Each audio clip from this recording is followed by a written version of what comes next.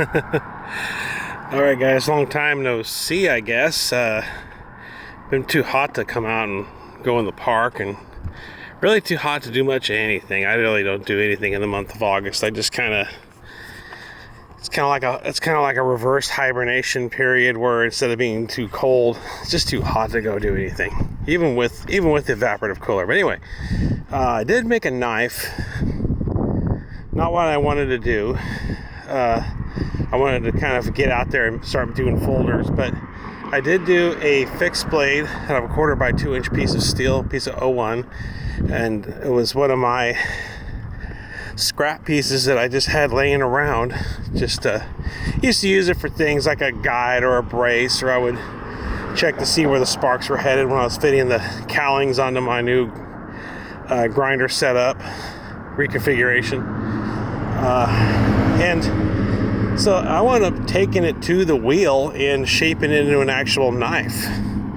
And much like my previous creations made from scrap metal, it turned out being one of my favorites. It's one of my best and one of my favorites. So what I noticed though is I recently got into a discussion with another YouTuber on Rockwell harnesses, and I always said that I was always under the impression that 58 and above Rockwell was too brittle. And while I would just be cutting all day, I'm gonna stop here and give him some water. Cutting all day, the 58 hardness. Come on, guys, let's have some water. Let's get some water. Come on, bring it in. The under 58 Rockwell hardness would provide some softness and forgiveness if the blade is dropped, but still provide a hard enough of a cutting edge to be a viable knife. Okay, come on. And it was I was always just under that impression. And I've never Rockwell hardness tested anything. I've just kind of gone by coloration of the back temper to tell me about where I was on hardness. And so I recently acquired those set of Rockwell hardness test files that are made in Japan, and I went ahead and broke it out, and I went ahead and filed on the ricasso and on the beginning of the blade by the ricasso, and I went ahead and how you doing? Went ahead and tested 50 the lower test didn't cut into it. The 60 kind of felt like it maybe drew a little bit, but not much. Now, the 65 definitely cut into it. So I'm thinking I'm tested out about maybe 59-ish, 60, maybe 60, maybe even 63-ish. I could be at X62 maybe. And so I'm beginning to think that, okay, well, I'm full hardness, and this is just the same heat treatment in my propane forge that I've always done through the years since the year 2000.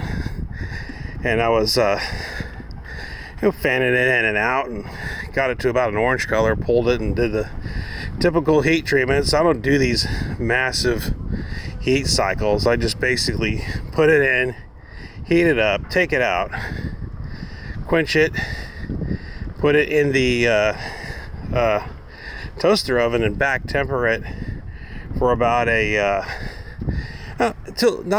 for a full half hour, but until the color changes.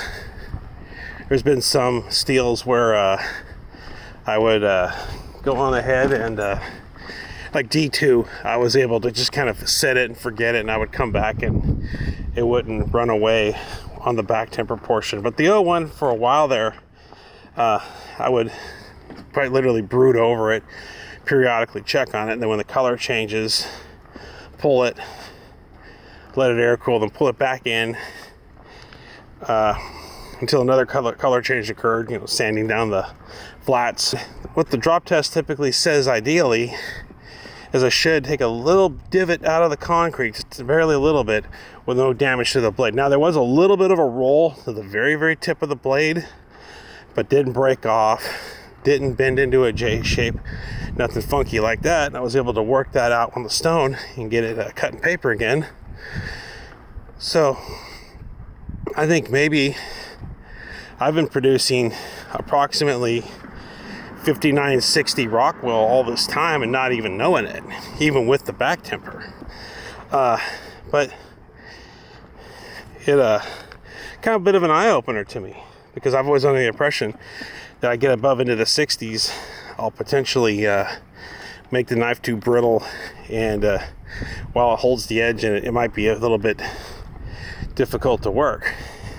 But of course, this is all done on a propane forge. Now, are these complex, long thermal cycles, and we're an hour in and another, it's all this stuff. I don't do none of that. And I'll be honest, there's a couple duds. I've had a couple duds before where I had one that I goofed up on, and the buffer slapped the edge wrong, and the edge cracked off. And that could have been something that I did wrong. But for the most part, I've always heat treated like this and continuously use my knives like this. So it's I don't know, it's worked for me up to this point. But it's just a couple observations I just noticed when I did the last heat treat on this last knife. And I'm actually very happy with the knife. I like the knife. First time using a wicked edge, putting the edge on it. No convex edge on this one. It's a flat. It's kind of a high, flat cutting edge. So it's pretty good. And the sheath, actually one of my better sheaths, the better fitment. And I used the thicker Kydex. I got a really good thermoform off a thicker Kydex, which was pretty good too. So I just keep it in my room and use it. The only downfall that I did is I wish I would have maybe ground out a little bit on the inside of the handle or added some more holes. It is a little front heavy due to the extra little bit of weight in the tank. I wish I would have took away some of that so I could have maybe gave it a little more of a balance point. It does seem a little front heavy, and my potential to maybe drop it a little bit more than other knives just because it's so short, but the stock is so thick. But yeah, I'd carry that with me wherever, and so far I think it's going to be a pretty good knife. I'll just take care of it. This time around I put carnauba wax on it, but just my observation with the Rockwell hardness testing and the files, and coming from someone who would never test files or test performance, because like, especially when I was selling knives, like, yeah, I'm going to go out and do an hour's worth of testing before shipping this knife, ruining the finish, ruining the edge I just created, tagging on more hours of work that need to be billed to the client. I'm not taking that in the shorts. I'm not taking no vow of poverty here. I make money. And yeah, I'm going to go out and test this and thoroughly test it. And then what are they going to do when they get it? I don't know, but I don't know. It's like I'd rather just follow the recipe.